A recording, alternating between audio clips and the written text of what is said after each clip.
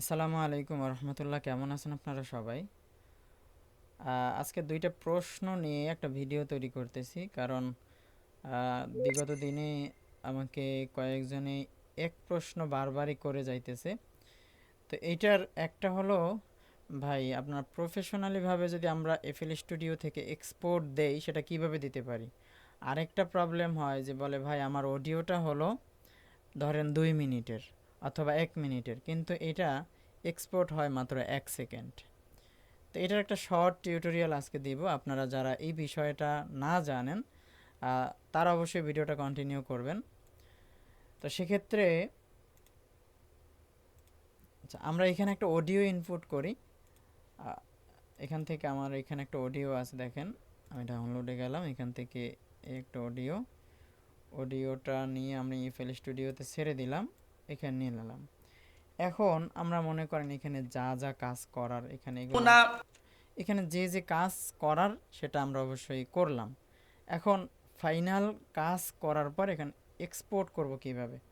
তো যে প্রবলেমটা হয় দেখেন, এইখানে একটা অপশন আছে। অবশ্যই আমি যে আমার এই ভিডিও ডিসক্রিপশন বক্সে আমি যে ফিল স্টুডিও নিয়ে টিউটোরিয়ালগুলো দিছিলাম, এগুলোর একটা প্লে লিস্ট থাকবে, আপনারা চাইলে ওইটা দেখতে পারেন। ওইখানে বিস্তারিতভাবে ফিল স্টুডিও নিয়ে অনেক টিউটোরিয়াল আছে। তো ওইখানে দেখেন, আমরা যখন একটা অডিওকে এফএল স্টুডিওতে নেই, তো এখানে দুইটা মোড থাকে, একটা হলো প্যাড আর একটা হলো সং। ঠিক আছে, দেখেন প্যাড এবং সং। তো অনেক সময় আমাদের এই প্রবলেমটা, যে আপনি যে বলেন যে আমার 2 মিনিটের একটা অডিও, 1 মিনিটের একটা অডিও, সেটা এক্সপোর্ট হয় মাত্র 1 সেকেন্ড। দেখেন আমি যদি এখন এক্সপোর্ট করি, এখানে ফাইলে যাব, ফাইল থেকে দেখেন এক্সপোর্ট। তো এখানে কিছু অপশন আছে। তো আমাদের দুইটা অপশন একদম বরাবরই কাজে লাগবে, ওয়েব ফাইল এবং এমপি3 ফাইল। ওয়েবে এক্সপোর্ট কখন দিব, মনে করেন আপনার একটা কাজ ফুল কমপ্লিট হয়ে গেছে, এখন আপনি এটা ভিডিওর সাথে অ্যাড করবেন, তখন অবশ্যই ওয়েব ফাইলে আপনি এটাকে এক্সপোর্ট করবেন। আর এমপি3 মনে করেন আপনি এটা শোনার জন্য অথবা কাউকে পাঠাবেন, এরকম আপনি যখন চাইবেন, যেটা আপনি একদম ভিডিওতে অ্যাড করবেন না, তখন আপনি এমপি3 আকারে এক্সপোর্ট করবেন। আর যদি একদম প্রফেশনালি আপনি ভিডিওর সাথে অ্যাডজাস্ট করবেন, তখন আপনি ওয়েব আকারে নেবেন। তো আমি যদি এখন ওয়েব আকারে নেই, এরপর আমাদের একটা ফোল্ডার সিলেক্ট করতে হবে, আমি কোথায় এটা ডাউনলোড করতে চাই। তো এখানে আপনি চাইলে একটা নাম দিয়ে দিতে পারেন, আপনার নাম দিয়ে দিতে পারেন, এবার সেভ দিবেন। সেভ দিয়ে যখন আমি এখানে স্টার্ট অপশনে ক্লিক করব, দেখেন স্টার্ট, এখানে 1 সেকেন্ড, মাত্র 1 সেকেন্ড এক্সপোর্ট হবে। তো এইখান থেকে যদি এই প্যাড থেকে সং দিয়ে দেই, এরপরে যদি এক্সপোর্ট, এরপর এখান থেকে এমপি3 বা ওয়েব, এমপি3 বা ওয়েব আমি যদি একটা দেই, এরপর এখান থেকে যে কোনো একটা কিছু আমি একটা ফোল্ডার সিলেক্ট করে দিলাম। ফোল্ডার সিলেক্ট করার পর এখানে একটা নাম, যে কোনো একটা নাম দিয়ে দিতে পারেন।